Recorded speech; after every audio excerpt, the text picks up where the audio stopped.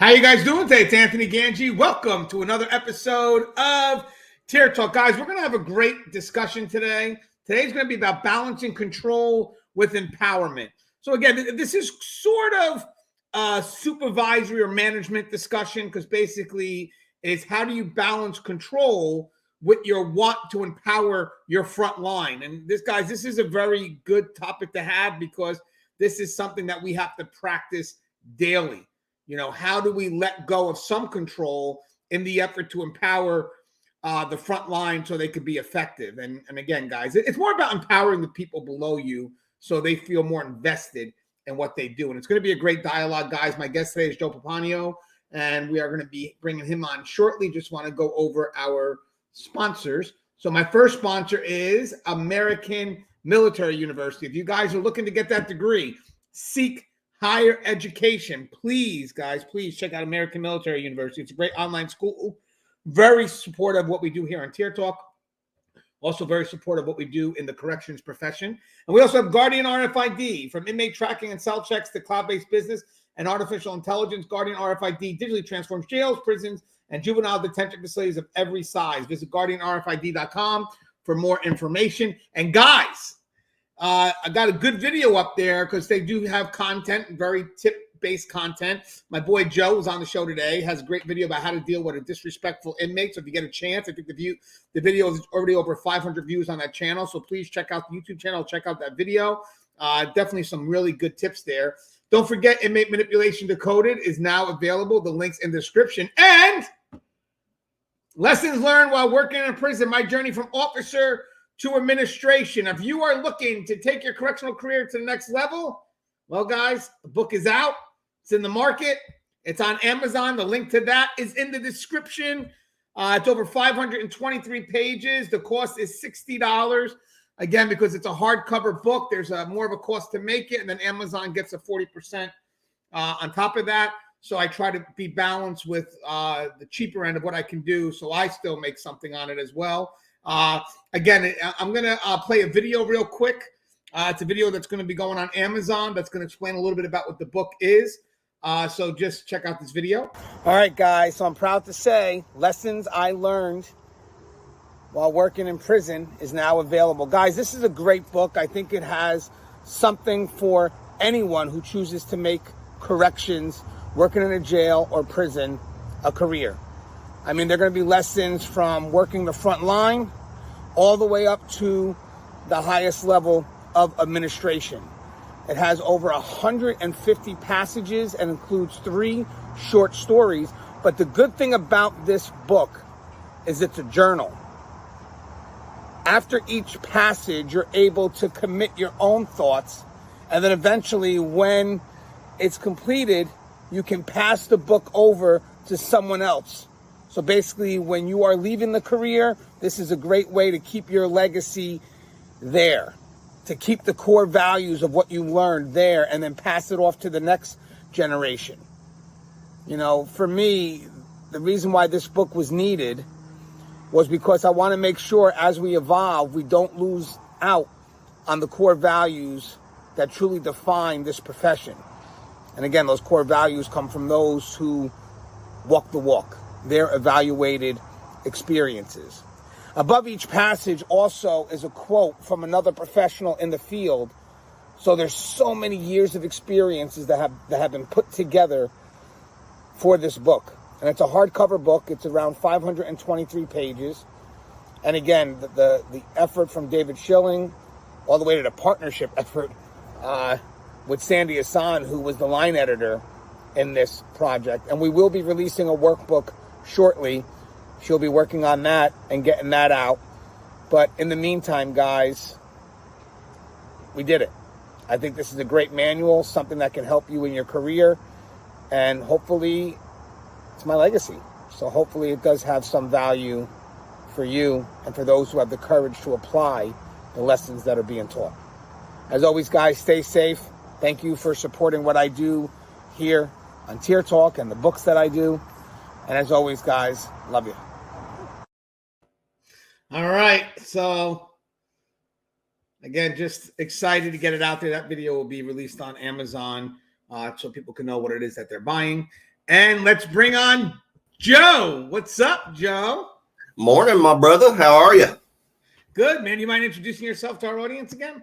Yes, sir. My name is Joe Pomponio. I'm a retired lieutenant from Texas Department of Criminal Justice of 29 years and current panel member with Anthony Gangi. And I've already ordered not one, but two. And Anthony, you ought to feel friggin' special, babe, because I ordered those 2 books before I even had my first cup of coffee. Unless I have my first cup of coffee. Ordered 2 of them books, babe. I can't wait to get my hands on them. So it's going to be awesome. I'm assuming you have 2 people in mind you want to give the book to? I do. Actually, I want one of them so I can send between all of us and have all our signatures in it, and yes, and then I'm going to fill it up with notes, and that'll be the one that gets passed on. Well, I'm honored, and what was good about this is when I got all the quotes from everybody, I was able to get a lot of correctional officers or correctional staff published as well. So the people that have committed quotes in the book, you are now published, and I thought that was a big key to it all because it's always about getting our voices heard. So yes, definitely awesome. I'm excited. A little quick story, by the way. The book wasn't supposed to go out yet. We were going through the final publishing, and then when it came back on Amazon, I went to go order the rough manuscript so I could review it one more time because, again, everything looks good. I checked it, but they just published it, and the problem is I already had people buying it, so they caught it before I caught it. And then the other concern is I couldn't go back without unpublishing. I was like, what the heck happened? So I just said, you know what? Me and Sandy worked our asses off, went through all the line edits. I don't think there's any errors, but if there is, that's fine. It happens in books of this size. They're bound to be 1 or 2, but we went through it if there is something, we'll be shocked. But having said that, I was afraid to pull it back because I didn't know what would happen. So I said, you know what? I didn't get the spectacular. I wanted to announce it, create momentum, and maybe release it around September 30th. But unfortunately, Amazon just made it live, and I'm not familiar with how to pull it back, and I already had people buying the copies. So the last thing I want to do is if the copies are out there and being delivered and the book's not out yet, then what's going to happen is people are going to, have the copies in advance. They could copy it. So I was like, you know what, let me just get the book out there at this point. And, and it's getting its sales already. So I'm excited. So Joe, let me ask you a question real quick. The topic today is balancing control with empowerment. When we cross into a supervisory position, a lot of people go for that external incentive, which more of it either could be the power that's added to that position. For me, at one point, it was about there's certain people I don't want to be my boss, so eventually I'm going to have to move up. And then the other thing is obviously maybe there's a bit of a pay bump. I know in corrections, some people complain that it's not enough, and I get it. Because again, your areas of responsibility as a supervisor, especially even when you cross into the front line, definitely being responsible of others. There should be some level of pay increase that matches that level of responsibility. And again, that would motivate more people to take that initiative. But with that said, when you become that supervisor, it is a learning experience. You jump in, you're going to want to learn. And one of the things that you have to let go of, especially when you're crossing into the frontline supervisory, so your first time jumping into a supervisory position, is you want to let go of some level of control so you can empower the people to do their job. Because the last thing you want to do is if you micromanage as a frontline supervisor, when you start getting up to the highest level and your area of responsibility spans and increases, there's no way you can have your eyes and hands on everything during the process it's happening. I get the result. We are responsible for the final outcome and the final result. But having said that, to micromanage everybody in order to get to that result, it's just not going to be able to happen as you start to increase in your level of responsibility. So Joe, before we cross into the dialogue, when you cross into a frontline supervisory position, how hard was it for you to let go of hands-on approach and to really, go ahead and let the people do what is expected of them? It's tough for a newly promoted frontline supervisor because you're so afraid of making mistakes, and you're in that frame of mind that if you want it done right, you got to do it yourself, and you're afraid to relinquish that control and empower your staff because you're afraid they're going to make the mistakes, which is going to reflect back on you. It's tough. It really was tough. Fortunately for me, when I promoted, I remained on the same facility. And by that point, I've worked every shift in that facility. So I knew the people. I knew what they were capable of. So when I became a sergeant, I already knew that Officer Jones knew how to do use of force packets, and run a video camera. I already knew that Officer Sedgwick knew how to maintain the searcher's desk or center hall, or how to control the traffic, what paperwork is due at the end of each shift, and But initially, when you promote, man, you were trying to shine so much that you're in that tunnel vision that you have to do it all yourself. And at some point, you understand, that you, at some point in your career, you got to rely on your people. You got to empower them, and you got to rely on them to do their job. Make, whether they do it right or wrong, make a mistake, you roll with it. That's how you pass the knowledge. That's how you not so much delegate your authority, but you teach them the basic building blocks on how to move up. And at the same time, you lessen your load so you can put your eyes on other things by, being able to get to your duty post and visit and walk around. Yeah. And when you delegate, guys, I just want to mention something, because it is hard. I mean, especially if you're a hands-on person. I remember having a dialogue with Connie, and we talked about, that our people want to see us out in the field, having our sleeves rolled up. And to some extent, yes, there is a matter of, let me see if this person can do the job, because you do want to model some level of behavior that meets the expectations that you're trying to get, so I agree. I mean, there'll be sometimes it's like, hey, I may have to show you. But again, it's still in an effort to let the people know that I feel your pain, I relate to your struggle, and let me just show you by rolling up my sleeves and getting down in the dirt with you. And again, I think that there's time for that too. There are times when you see your staff struggling where you're like, you know what, man, let me just roll up my sleeves and let me get involved. I don't think that's an effort to control the effort on their end. I think it's more of, hey, I know you're overburdened. Let me see if I can lift the burden. So I think that approach is meant for a different outcome. It's more about employee morale in regards to the times that we're going through. Now, with that said, I also think that when it comes to delegating as a supervisor, for those that are used to having that level of control over the outcome, and now you've got to try to pass it off and just really sit back until the outcome kind of comes to you and you kind of make a decision as to whether it's within your expectations or not, you're going to look for two things. You're going to look, when you delegate, you're going to look for the person's integrity and competency.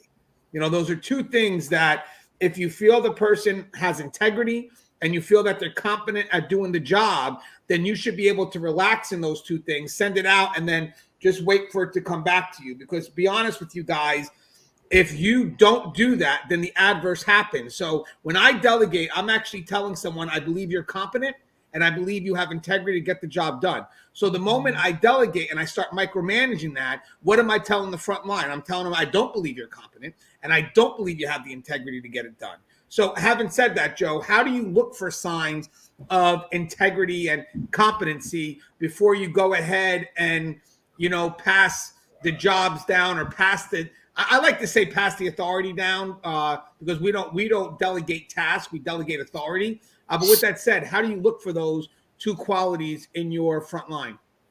Well, I mean, I always look for the ones that showed more initiative than others. Number one, because the ones that show more initiative over the others, those are the ones that you want to bring them in, and those are the ones you want to teach, because if they're that hungry for the process, they're that hungry for the knowledge, they're that hungry for everything. And that's a good thing, because that's the type of person that, especially if they have high integrity, and they're very competent in what they do. They're not the type of officer where you're always having to go back and clean up their messes on a pod because they're a shit starter, or that when you put them somewhere, you don't have to worry about, their duty post not being maintained properly, because they're going to do it. And then, when they show that extra initiative, man, that's an awesome thing, because that's where knowledge and experience starts. That's where you get to shine as a supervisor, because you get to take that type of individual and you get to pass the information and the knowledge and the authority that you have and start ingraining that into those people.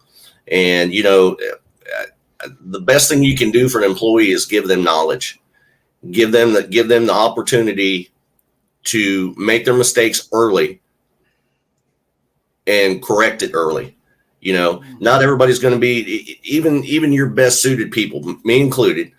We've all made our mistakes, and that's where your knowledge and experience comes from. For us, it was trial and error.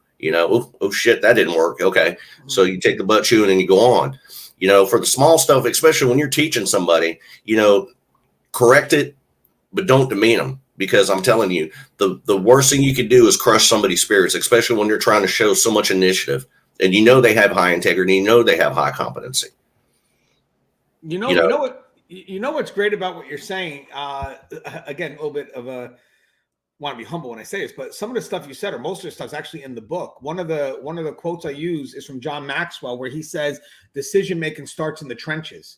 So as a leader, what you want to do is make sure you give your people the ability to make those decisions in the trenches, where, believe it or not only they build their decision making ability, but also that could be where the risks are a lot lower, as opposed to when you start moving up and the risks are greater. And the risks are greater because of your responsibility are to the people that are in your charge. So I want people to realize, yes, frontline does have choices that they got to make, and there's always, the choice in corrections always could relate to a life and death choice. But imagine being responsible for those who have to make those choices as well, and helping them, guide them through it. So, having that ability to make a decision really does start while you're in the trenches and has to be cultivated. So what you said is 100%, man. If you're not willing to make those decisions when you're in the trenches, then don't move up, because you're going to be responsible for the people that are going to be looking to you for guidance and some level of support. So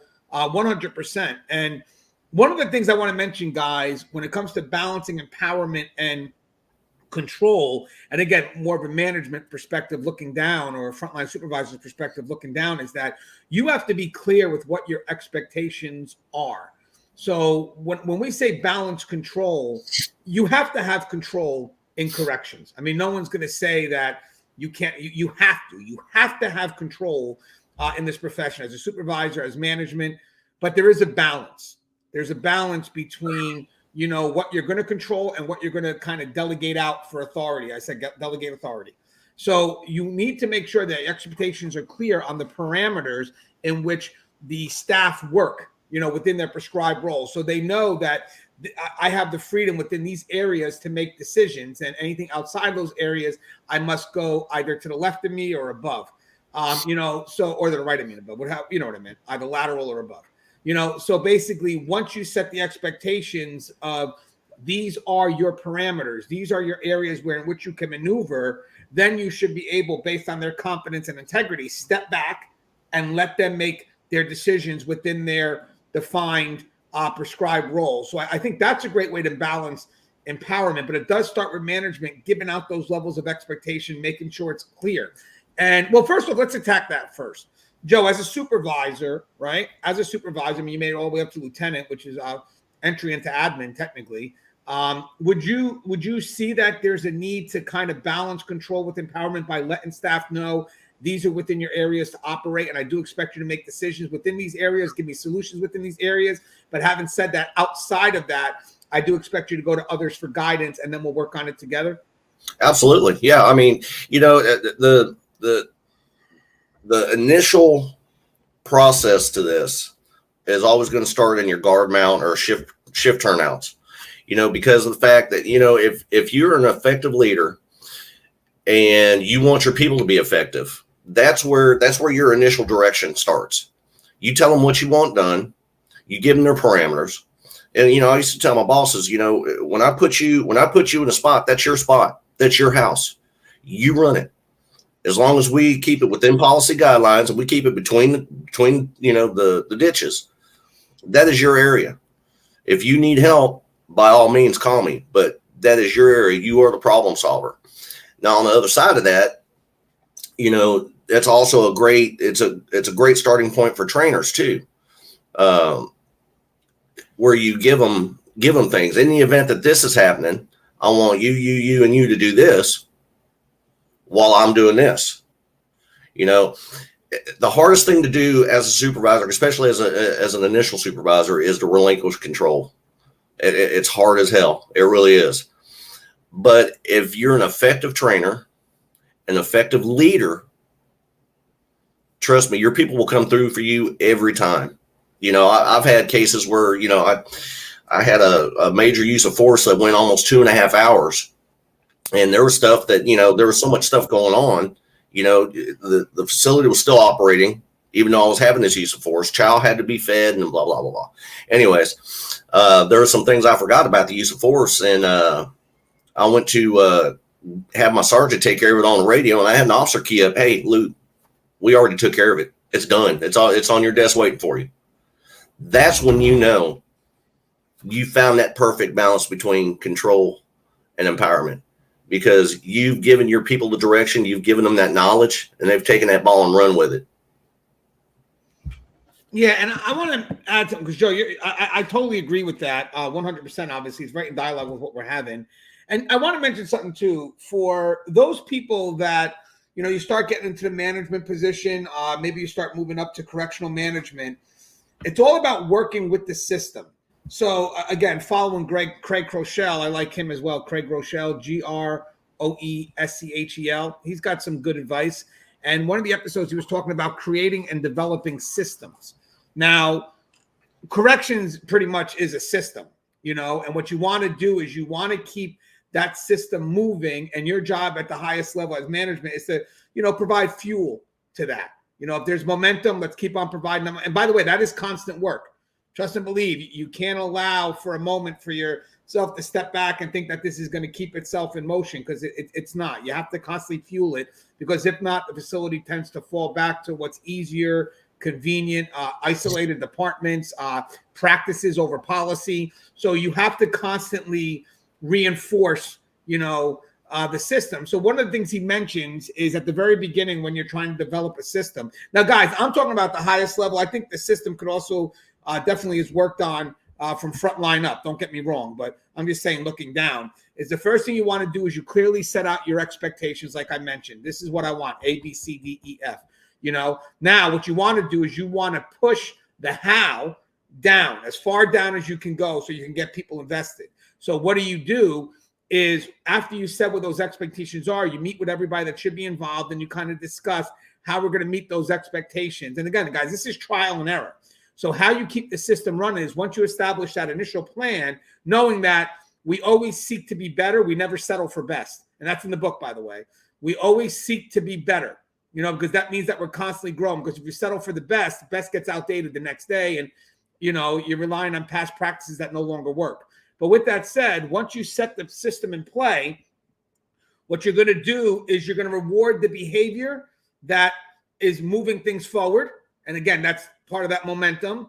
And then you're going to correct, notice I'm not saying anything punitive, just saying correct the behavior that it's kind of not moving where we need it to be. And guys, by the way, the correction is where you cultivate, you're constructive, because again, you want people to take initiative. You want people to take action. That's where the empowerment comes in. So again, I think the control part comes with the level of expectations, the what, and then the how comes with the empowerment. But what's your thoughts on that aspect of controlling the system, Joe? I'm talking about from setting the expectations, right, to now going ahead and rewarding the behavior that's moving it forward, and then correcting the behavior that may be setting it back.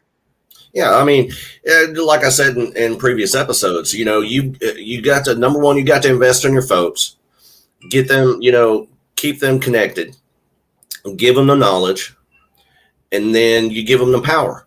You define what you want done, and the ones that get it done, you praise them, and the ones that make the mistakes along the way, man, you pick them up, you dust them off, and let them know what they did wrong.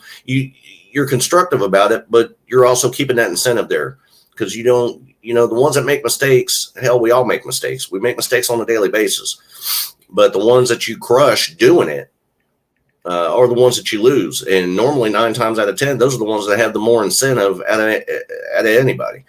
That's making mistakes is part of the process. Especially small ones. You never want to crush. You want to be constructive, but you want to be positive with your constructive criticism, because you want to keep them connected. You want to keep them interested. You want to keep them hungry, and you want to keep that forward momentum going. It's not all about stopping the wheel just to correct one spoke. You got to keep that wheel. You got to keep the wheel going. You know, Yeah. you just, the ones that make mistakes, you just pick them up, dust them off, and we keep going. Yeah. Now I know, and Joe, you're right. And I want to mention something, guys, here. So one of the biggest concerns here is in corrections, mistakes can have some serious consequences. And how do we empower somebody and want them to take the initiative when they know that, if they do make a mistake, there could be certain consequences. And in some cases, to be honest with you, the consequences that have to be dealt out could be over the head of your immediate supervisor. So having said that, even as a supervisor, if I'm looking to empower my employees, but people are afraid to make a mistake because above, they're just kind of pushing down in this punitive manner. Let me give a message to above, because I just want to make sure we cover something here. Every day in corrections, a choice that we make could have serious consequences. We get that.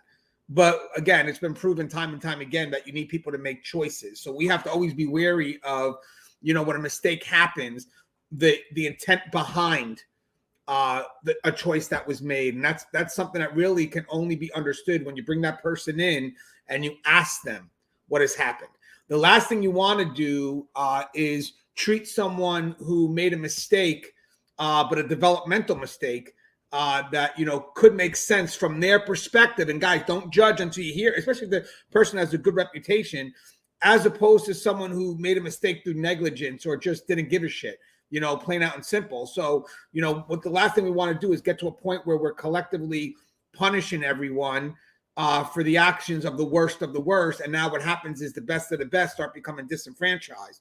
So there are mistakes that could happen that are developmental mistakes, where once you talk to an employee, you're like, wow, that makes sense why you did it that way. And having said that, it's like, okay, well, I don't really want to punish this guy because or this female, because there's a great amount of initiative that they took in that moment. The choice may have not been the best, and I think we can correct that through education or being constructive. But I don't want to be quick to punish that, because if we punish that, then the greater loss is going to be that person wanting to take initiative again. So I think somehow we have to show support for the initiative, but correct the choice of action. What's your thoughts on that, Joe? Have you ever found yourself in a position where that had to occur? Absolutely. I mean, there's been times where I've taken written counselings, after action reviews, written reprimands for the choices that I've made. And 9 times out of 10, that was because, I gave my team a task and one of them made a simple, stupid mistake. Again, if it's simple and stupid and not negligent, huge difference. And, I'll take those written reprimands any day of the week, especially when I've, already told the captain or the major, or hell, sometimes it's been a warden. I'm trying to teach my staff. I gave them the guidelines to go with, and one of them made a mistake, a simple, stupid mistake. I've taken them, and when it comes time to dealing with the officer, I'll just tell the officer what they did wrong, tell them what they did right, and drive on. I'll never even let them know that, I've taken heat from above, because, if you start relaying that kind of information and getting scary in your supervisory career, then you're gonna make them more hesitant to make choices that you gave them to choose or to make. So that, there's been several instances where I've taken heat from above for trying to teach my people and let them make their own mistakes.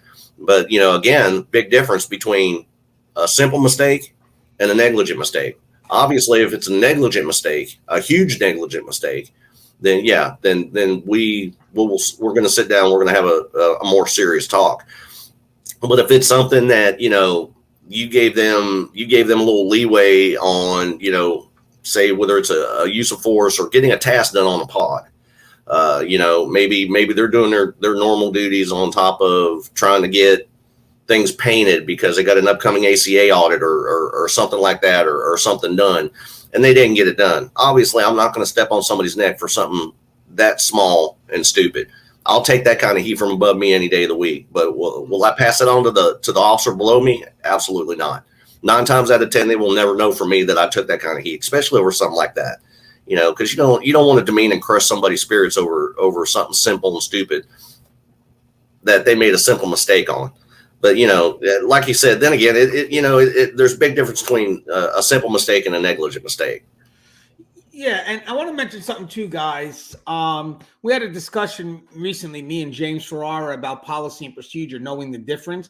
And as a supervisor, you really do got to understand the difference between procedure and policy, because you're going to make decisions to meet the needs of policy. But sometimes the procedures, there's going to be situations where the procedure is not so easily applied, and that's where your discretion comes in. So I would also like to think that when people make choices, even as a frontline officer, if they understand policy and they know what the intent of policy is, but for some reason they're trying to do this procedure, but it's just the situation is so unique that the procedure can't so easily be applied. When this person makes that initiative, maybe they could have called you because there's a break from procedure, but let's say it's just a moment in the fly where they have to make that decision and they have to act, because in corrections, you don't always have the time to let me run this up the chain. It's I got to act now. Again, so maybe there's a shift in their procedure. The first thing as a supervisor, what you want to say is, well, the policy was still met. The person made the final intent of what the policy wanted. The person met those goals. So let me just see why he chose or she chose to take this route, so I can get a better understanding, because maybe this could be on us. So I'm not going to go in there with the mindset that I'm going to go screw this person because they didn't follow every procedure. And yes, maybe there was a choice that occurred that they could have done a little bit better, but what was the end game? The end game was he was making this, or she was making the effort to support policy. I mentioned this in a prior show, but I just want to reiterate again, because it does play out here. If there's ever a concern in which the procedure doesn't meet the needs of what policy expects during the specific moment, the mindset should always be, well, what does policy want us to do? And then what can I do to navigate that now at that point, especially if you're a supervisor and you have that discretion. But with that said, if you're not going to show support for people that can see a little bit ahead and say, I know the policy wants this, and I got to make a decision now. Let me do this in an effort to bring things back to what policy wants. Because guys, if you're not showing support to that, you're pretty much going to have automatons that, and I know Joe would agree with this. And guys, I want you to listen to what I'm saying real quick, but this is why this channel has context, because if I just provided this as a tip without context, it could be misunderstood. But I want to say something right now, and I really want you guys to listen to the context of how I'm going to say it. Sometimes procedure and policy just doesn't work. And in order for you to employ discretion, I'm not telling you to violate policy. I'm telling you to figure out some way to navigate the procedure. Now, a lot of people may say, well, you're violating the procedure. And if you want to take it to that extreme, you know what? I don't think I am. But if you want to take it to that extreme, it's okay. But what does the policy want me to do? So the policy wants this to happen. So I'm not taking it as I'm violating procedure. I'm taking it as, let me figure out a way to work this so I can go ahead and meet the needs of this policy. And I'm going to tell you something. And the reason why we're talking about empowerment and control with this is that's where the balance is. I mean, if ever there's a discussion between procedure and policy, procedure could also somewhat be very discretionary depending on the unique situations that we're facing. So if ever there's a time where the supervisor is going to feel the pressure of the balance between control and empowerment, it's going to come when the policy and procedure are in conflict, And that can happen, guys. Unique situations could show the conflict from a departmental level, or unique situations can be done cross-departmentally, where you have two policies that they have the same intent, but the procedures are totally unique and isolated from each other because of how they were developed. They weren't developed in partnership. They were developed in isolation. But what's your thoughts on that, where the pressure of power, the pressure of control and empowerment really does come when you are dealing with conflicts in policy, or conflict in the procedures of policy, or of conflicting policies? Well, I mean, you got to look, each situation is unique and different in its own way. And you said it best, especially when you have interdepartmental conflict in policy and procedure. We found that, most of the time, security and medical, even though the policies outline the same aspect, it's two totally different procedures on how to do it. You got the medical side of how to do it, and then you have the security side of how to do it. And sometimes they don't match at all. because medical looks at it from a medical standpoint, and we have to look at it from a security standpoint. Both policies govern the same process. So you got to find that happy medium where, this is where the procedure comes into play. You got to find that happy medium where your procedure both aligns with security policy and medical policy. And sometimes, as a supervisor on a daily basis, that could be tough. It really can be tough, especially when you have an emergent transport or 911 transport. Their guidelines are much different from ours, especially definition wise, what they consider emergent, what we consider emergent. So, finding that balance between the policy and procedure, especially over one scenario that covers 3 different policies, it's hard. You got to find that happy medium where you're going to keep you safe, you're going to keep the offender population safe, and most of all, you're going to keep your employees safe, medical and security, and still stay in line with the policies. Yeah, and Joe, I want to mention something too. Guys, when it comes to supervisors that support you in your efforts to make decisions, so again, these are supervisors that delegate authority and not just tasks. The one thing I'm against, and I'll be honest with you, and I'm sure supervisors that do delegate authority over tasks would feel the same way, is when you choose not to make a decision because you're overburdened by the procedure that you're not willing to see things on the outside when things aren't working. So again, medical has their way of things, let's just say, and our custody comes in with their way of things, and both sides are not willing to move. The reason why you're being given delegated authority, the reason why I'm delegating authority to you, the reason why I choose to empower you is always to be in the effort to keep things moving. Because now we've built trust, we built integrity, we built competency. So I know that I'm expecting you to make a decision. The moment you don't make a decision, the moment we're at a standstill and we don't move, I start to lose out on that trust. I start to lose out on the integrity, the competency. And it's like, wow, I'm never going to be able to do that again with these people. So it really does come with, hey, have you guys made any effort to try to move things forward? What do you mean we've been at a standstill? What do you mean medical and custody can't get along during this situation? What do you mean that, they don't understand when the priorities are shifting, when to pass the baton and when to take it back? And, because again, guys, we as administration or we as supervisors, we're trying to give that to you, and the moment there's a standstill, the moment the 2 departments can't see eye to eye because they're too isolated in their own concerns, that they're not mixed into what we need to do to develop as a team.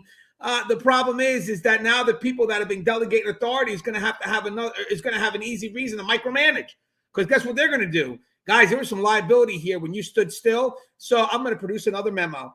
Not that I want to, because again, this is in the book, not that I want to produce another memo, not that I want to run this facility through papers. But having said that, I can't risk this happening again. And it's like, well, I don't want to do the collective punishment. But guys, it was such a major consequence because both parties froze. So having said that, here's the sad thing, guys. The sad thing is the memo, believe it or not, that management pushes down is really a CYA memo. And I don't believe in CYA memos. I don't. I believe that we could always figure something out. But there are certain times where it's like, you know what, man, they both froze. They both couldn't decide anything.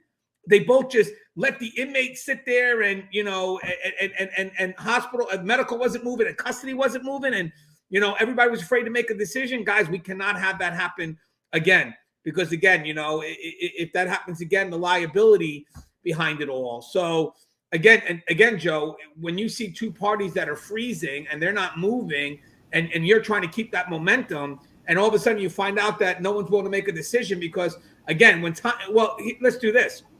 When times get tough and decisions are hard to make, a lot of us may pull back into survival mode. And what I mean by that is we may pull back and do what's best for our department, not realizing that what's best for our department may not be best for the other departments. So it is an expected behavior for us to feel that first and try to justify from our perspective. But again, that dialogue is a growth dialogue. I may retreat back and say, well, you know what? Custody has to do it this way. And the medical goes, well, medical needs to do it this way. I can't go back now with that same frame of mind with just my thought. And I have to say, well, if medical needs to do it that way and custody needs to do it this way, then why can't we bring 1 and 1 together and make 2? So having said that, there is going to be an expectation that we do fall back in a survival mode, but we can't stay there. We can't be inactive. But what's your thoughts, Joe, when you find out that, within the parameters, these people can make decisions? They haven't. Now everything's frozen. And then when you get the phone call has no solution in play, just 2 departments that are warring over isolated policies. And the problem is that now everything is moving. They're afraid to make a decision within, to some extent, because I think within is bringing the policies or the procedures together, but now they're afraid to make a decision to keep things moving forward. And in their mind, their best decision at this point is to stay resistant and inactive. Yeah, I mean, especially I would think 80% of my career that was probably the case between security and medical. But as a lieutenant, man, I always made sure that we had a good interdepartmental cooperability between us because, we relied on each other so much. They relied on us for security and we relied on them for the medical care. When things are at a standstill, and I've had that happen before too. I've had one of my sergeants say, Lou, look, this is what we need to do. Medical said they can't do it. What do we need to do? Obviously when you're in a prison environment, security is always going to take, the primary function. But there are going to be times where you gotta get these two together and go, okay, what is the deal? What's the holdup here? And, medical says, our policy says A, B, and C, and security's, side says, this policy says A, B, and C. That's where you get the two together and you try to find that compromise between the two. Again, we're both there to accomplish the same goal. They want to help their patient, and, we got to maintain security on an offender.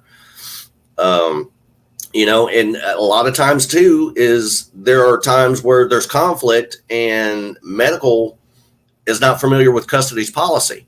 And when you bring that up to them, they go, well, shit, if we knew that, hell, we could have had this guy out of here. We can do this, and this instead. A lot of it's communication. When you have a standstill, it's because of its communication. It's got nothing to do with policy and procedure. It's just flat out communication issues. If somebody opens their mouth and says, a lot of it is knowledge. When you tell medical, okay, this is what our policy says we need to do. And medical says, well, crap, we could have done had this guy out of here. We could have had this situation dealt with if we'd have known that. So again, a lot of it has to do with knowledge, and a lot of it has to do with the communication. 9 times out of 10 it's because they just flat didn't know. Well, yeah, and that's the key. I like what you said, because Connie's a big advocate on that, which is why I love having her on the show is, don't assume they know the civilian side of things. Don't assume the non-uniform staff know, because, again, sometimes sad to say we should do more partnership training with them, but most of the time they're on the outside. So there may be conflict because there's a misunderstanding of each other's roles. And I'm also going to say something on the adverse, too. Don't assume custody knows. If we're doing this argument and we're so stuck in our ways that we're not providing a perspective from their side of things, I think that's the big key about this is empathy. Do I understand what this department is trying to come at, and do I understand what it is they need to accomplish? Yes. Well, how do I be a part of that? And in the book we mentioned identifying the prime mover. If you know which department is the prime mover, then we should come in and assist them. So if the department comes in and this is their need, then we need to know that we have to help them. And sometimes what happens here is that one department will come in with a problem, and then they will go ahead and express what the problem is, and the other departments then make it their problem where, well, I can't help you because it's like, hold on, guys, we're going backwards here. How do we go from a medical problem? Now we're shifting everything for medical and now working, we should at least make an effort here with custody to say, hey, they came in with an issue, so let's be resourceful for them. Because last thing we want to do is go from a departmental need to departmental wants.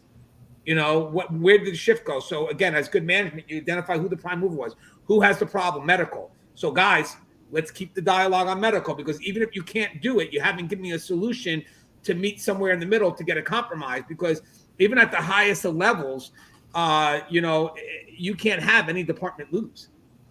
because it's a representative of the whole house. So when an department comes in and they need something, it's an effort to see how do we, meet the needs of what the house is expecting. And again, I think this was a great dialogue, Joe. I think it's something that is not talked about as much. I think that if you're a supervisor, this is something you could be going through. We kind of talked about moments where you're going to feel it more than others. But the good thing here is that it starts the very first moment when you're starting to make decisions to build trust, first in yourself, because that's the key. Because trust in your own decision making, and that does come with delegation, by the way. When you later move up, trust in the decision to give it to that person, delegating that authority. And then again, when you move into that supervisory role and you're able to delegate a little bit more, trust in the competency and the integrity of the people you're delegating it to. Because the moment you micromanage, the problem is you're taking away that level of trust. And nobody wants to be micromanaged because in their mind, that could easily say, hey, you don't trust me to do the job. At least real good leaders. Guys, our job is to cultivate leaders from the ground up, right from day one. So if anybody that likes to be micromanaged, I'm not looking to cultivate that anyway. I'm looking to cultivate people that want to make decisions and be responsible for the outcome. Hey, Joe, would you like to say in closing? Yeah, man, never, especially in the supervisory role, never be afraid to make a decision and stay and go with it. Right or wrong, go with it. Empower your people. A wise major, and God bless him, rest in peace, Billy Shipper. He was an 80-year-old major still working for the system as a field major. He was over to agriculture for the whole state. And I'll never forget, a few weeks before he passed away, he came out to our unit for not a tour, but he came out to look at the operations. And he said, Lieutenant, never be selfish in your solutions when you can find a solution that helps the many. And I'm telling you, that stuck with me. It resonated with me for the rest of my career. Always find that common ground. Never be afraid to let your people make their mistakes, because that's all part of the learning process. If you're afraid to allow your people to make mistakes, then you need to do some reflection on your own supervisor and your leadership skills. Yes. And that, again, that kind of is reflective of why we had this dialogue. I agree 100%. I believe if you're not kind of doing what we're kind of mentioning here, it does reflect. It does reflect on how people see you. Again, how you make people feel is going to reflect how they see you. So again, not giving them the chance to be empowered, not trusting them. And again, we still mention that there is some level of control, but there's also some level of freedom. And I want people to realize that if we want to keep Frontline invested, if we want to keep them moving forward, then we have to make them feel responsible for the choices that they make. Good. And then obviously constructive, we could work with them just to keep the initiative in case they do make some wrong choices, because the developmental error is a lot different than negligence or criminal. And again, I wouldn't be calling those mistakes at that point anyway, even though we used it today as mistake. Let's not downplay. I don't think there's no such thing as a criminal mistake. I mean, No. seems, yeah. I think, again, a developmental mistake to me is a great way to look at it. And never partner it with someone who's just as bad. And what I'm saying is someone that's negligent and not doing their job. Never partner a developmental mistake with someone that's negligent or criminal in their actions. If we start doing that and do collective punishment based on that, the people that are going to step up, the people that are going to take initiative, the people that are going to do what's expected, not afraid to make a decision, we lose them. And then now the end result of that, Joe, is you now forced to be a micromanager, not even by choice, because nobody wants to make a decision. Back in the day, I could say A, you get to Z, not a problem. But I created such a system right now that, holy shit, now I got to say A, and then I got to come back with B, C, D. That's on you. So you could avoid micromanaging, or you can make an environment where that's all they know and that's all they expect. And then when you move up, try running a facility, micromanaging every little thing that facility has to accomplish. As always, guys, the show is tipped off. If you haven't, please subscribe, interact, engage, comment, hit that bell. Bell's going to notify you every time I post a video. Stay safe. Buy the book. Buy the book. Yes. Buy the book.